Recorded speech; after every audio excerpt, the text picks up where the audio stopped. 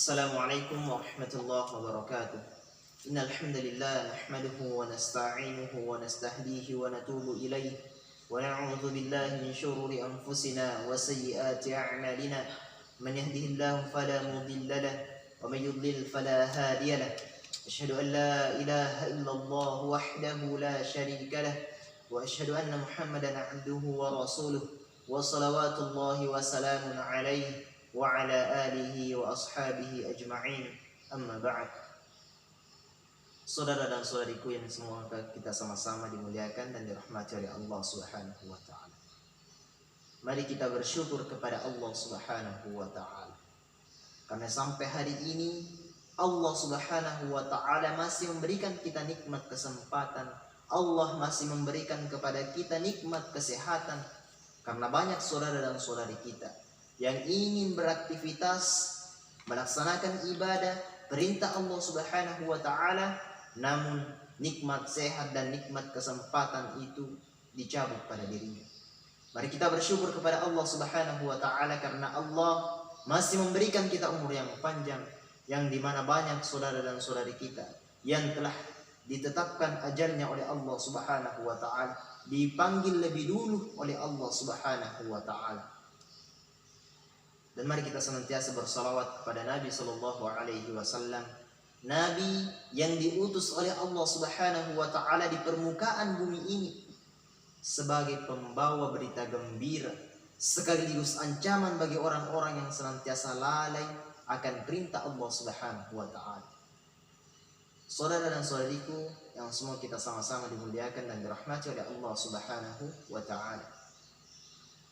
Pada kesempatan kali ini sedikit saya akan membahas terkait kebaktian seorang anak terhadap orang tuanya.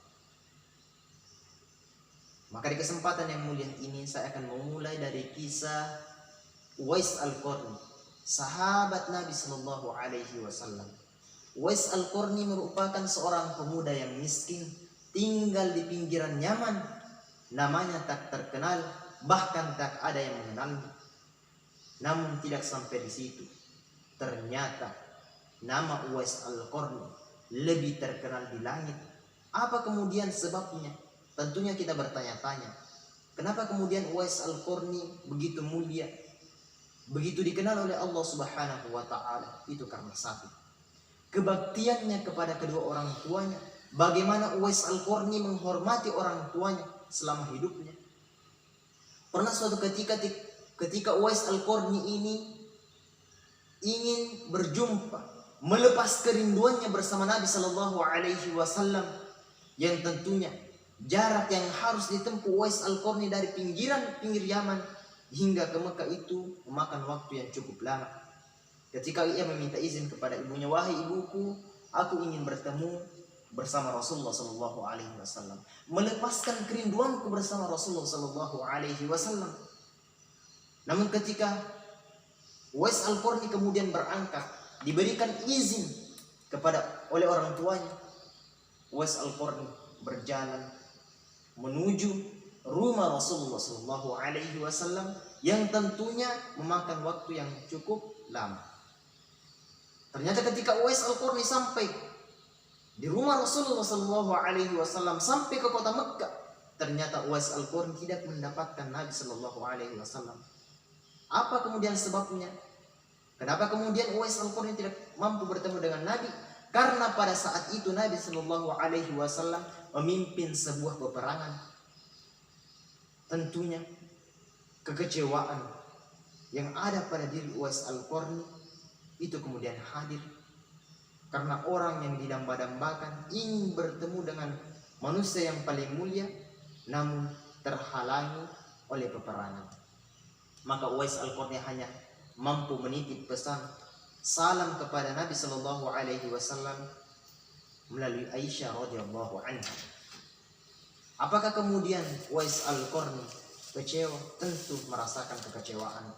Namun kekecewaan, sakit hati yang kemudian dirasakan Uwais Al-Qarni itu terobati.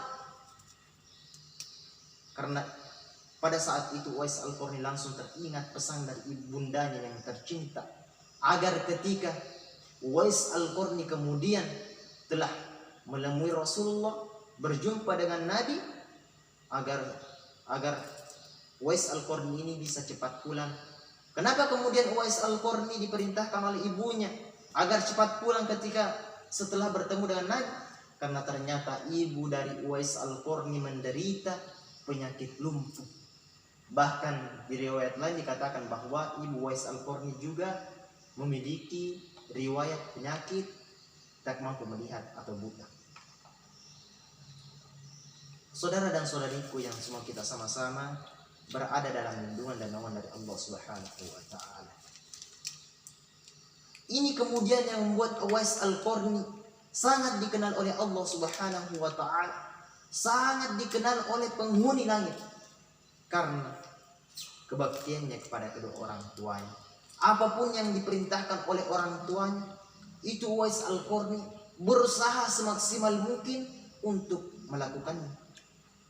Bahkan suatu ketika ibu Uwais Al-Qarni ini pernah berkata, "Wahai anakku, sesungguhnya aku tidak akan lama lagi bersamamu." Bagaimana kemudian perasaan kita ketika kita yang merasakan seperti ini? Ketika ibu kita kemudian datang kepada kita mengatakan suatu perkataan, "Wahai anakku, aku tidak akan lagi lama bersamamu."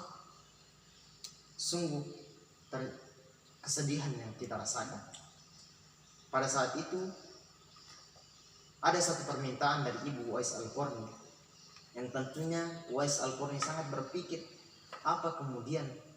bagaimana kemudian cara untuk menempuh, untuk mencapai, untuk memenuhi keinginan ibunya. Apa permintaan ibu dari Uwais Al-Qarni? Ibu Uwais Al-Qarni mengatakan satu hal, "Wahai anakku, aku sangat ingin menginjakan kakiku di kota suci.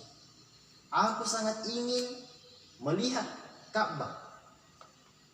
Maka tentunya Uwais Al-Qarni sangat berpikir karena ia adalah pemuda yang miskin, tinggal di pinggiran Yaman, tak dikenal, bahkan namanya pun tak terkenal. Namun Uwais Al-Qarni tidak kemudian menyerah karena kekurangan yang dimiliki, karena tidak adanya harta yang dimiliki dan lain sebagainya. Maka pada saat itu Uwais Al-Qarni berusaha untuk membeli seekor lembu. Ketika Uwais Al-Qarni kemudian punya harapan yang besar agar mampu membawa orang tuanya, menggendong orang tuanya untuk mengelilingi kota suci, untuk melihat bagaimana Ka'bah yang sebenarnya. Pada saat itu Uwais Al-Qarni membuat sebuah kandang di atas bukit. Apa kemudian guna kandang ini? Ternyata Uwais Al-Qarni dalam tiap harinya, aktivitas di tiap paginya, itu Uwais Al-Qarni menggendong seekor lembu itu. Untuk apa? Untuk melatih otot-otot yang ada pada dirinya. Karena makin hari menggendong tentunya lembu yang dipelihara ini, yang tiap harinya digendong atas bukit, makin membesar. Begitu pula otot yang dimiliki Uwais Al-Qarni. Maka kemudian ketika datang musim haji, Uwais Al-Qarni kemudian tekad menggendong orang tuanya untuk menginjakkan kakinya di kota yang mulia yang didamba-dambakannya. Bayangkan, jarak dari Yaman ke Tanah Suci itu sangat jauh, menempuh perjalanan yang cukup panjang. Namun dari latihan yang dilakukan Uwais Al-Qarni, meskipun tiap harinya orang-orang mengatakan Uwais sudah gila, ternyata ada hikmah. Kenapa kemudian Uwais Al-Qarni melakukan semua ini? Karena kebaktian, kehormatan kepada kedua orang tuanya, kepada ibundanya yang tercinta, yang memiliki riwayat penyakit yang lumpuh. Ini kemudian yang harus kita ambil pelajaran, saudara dan saudariku, dari kisah Uwais. Karena pada zaman kita sekarang ini sudah banyak fenomena-fenomena yang terjadi. Kejadian yang terjadi di mana-mana. Pembunuhan orang tua, pemerkosaan orang tua, bahkan membunuh orang tuanya dengan hal-hal yang sepele. Hari ini kita saksikan, bisa kita melihat di kota-kota besar misalnya Jakarta. Sungguh banyak ibu-ibu yang kemudian tinggal di pinggir jalan, karena alasan mereka dibuang oleh anaknya. Sungguh durhaka anak-anak yang seperti ini. Bagaimana mungkin kita memperlakukan ibu kita dengan perlakuan yang kurang baik? Tidakkah kita ingat bagaimana jasa-jasa ibu kita, mengandung kita hingga 9 bulan, sampai menyusui kita, bahkan merawat kita hingga dewasa? Apakah wajar perbuatan semacam ini kita perlakukan kepada ibu kita? Tentunya tidak. Ini kemudian yang harus menjadi evaluasi kita. Apakah sampai hari ini kita betul-betul memanfaatkan kesempatan yang Allah berikan? Dan apakah dari kesempatan itu kita pergunakan dengan sebaik-baiknya? Berita-berita yang kita dapatkan, ada kemudian anak memperkosa orang tuanya dan lain sebagainya. Sungguh Allah Subhanahu wa ta'ala sangat membenci orang-orang yang seperti ini. Bukankah Rasulullah sallallahu alaihi wasallam bersabda, ridallahi fi ridal walidain, sukhtullahi fi sukhtil walidain. Ridho Allah itu tergantung pada ridho orang tua. Murka Allah tergantung pada murka orang tua. Maka jangan sekali-kali kita kemudian durhaka, melontarkan kemudian kata-kata yang tidak sewajarnya terhadap orang tua kita tercinta. Bahkan Allah Subhanahu wa ta'ala berfirman dalam surah Al-Isra, wa qada rabbuka alla ta'budu illa iyyah wa bil walidaini ihsana imma yablughanna 'indaka al-kibara ahaduhuma aw kilahuma fala taqul lahumā uffin wa la tanharhumā wa qul lahumā qawlan karīmā. Allah Subhanahu wa ta'ala telah jelas berfirman di dalam Al-Quran terkait bagaimana kita berucap, bagaimana kita berbuat baik kepada kedua orang tua kita. Allah Subhanahu wa ta'ala jelas, dan Tuhanmu telah memerintahkan kita semua.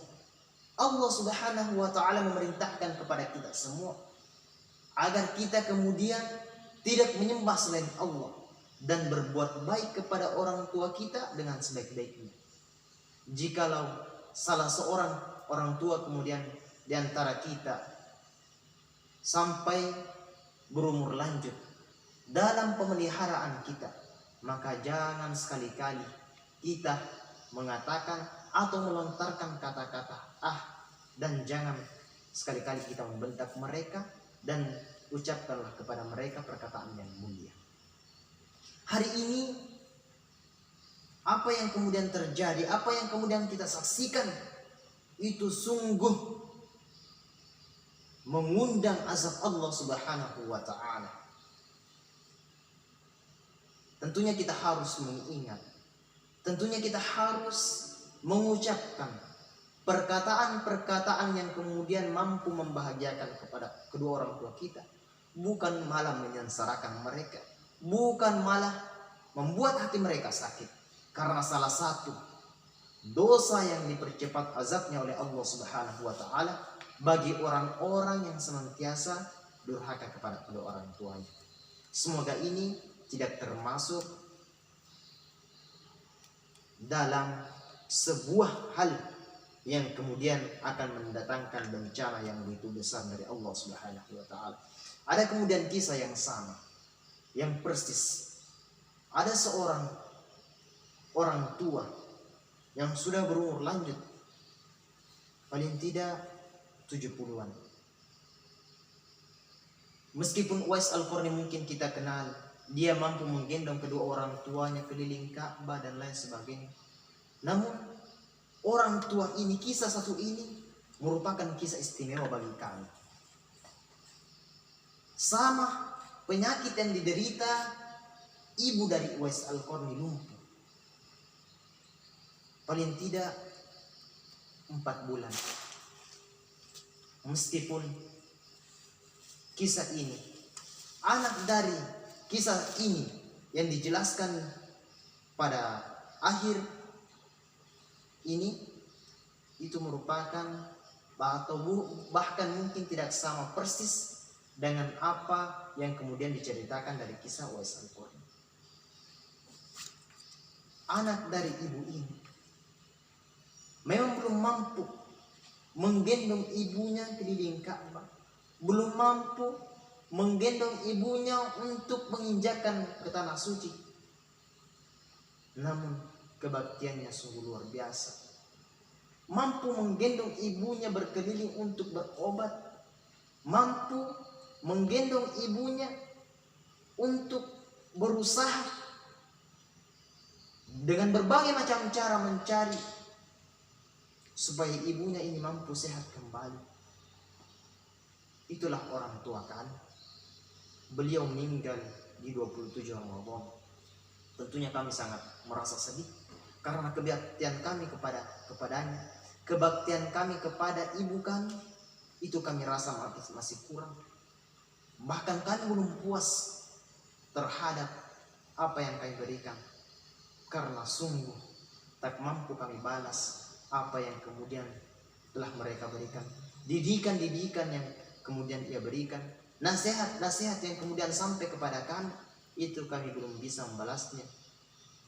Tapi ternyata Allah Subhanahu wa ta'ala lebih sayang kepadanya. Maka di akhir ini, mari kita sama-sama berdoa. Mari kita sama-sama mendoakan saudara dan saudari kita, kawan kerabat kita, bahkan mungkin kedua orang tua kita. Apakah orang tua kita itu masih hidup sampai hari ini, mendampingi di setiap kegiatan-kegiatan kita, atau telah dipanggil oleh Allah Subhanahu wa ta'ala. Semoga Allah Subhanahu wa ta'ala mengumpulkannya di tempat yang tertinggi, yakni surga Firdaus. Semoga kita termasuk orang-orang yang senantiasa beriman dan bertakwa kepada Allah Subhanahu wa ta'ala, dan mampu berterima kasih, bersujud, bersyukur di hadapan Allah Subhanahu wa ta'ala atas segala kesempatan, kesehatan dan umur yang Allah berikan kepada kita. Jazakumullahu khairan. Syukran. Assalamualaikum warahmatullahi wabarakatuh.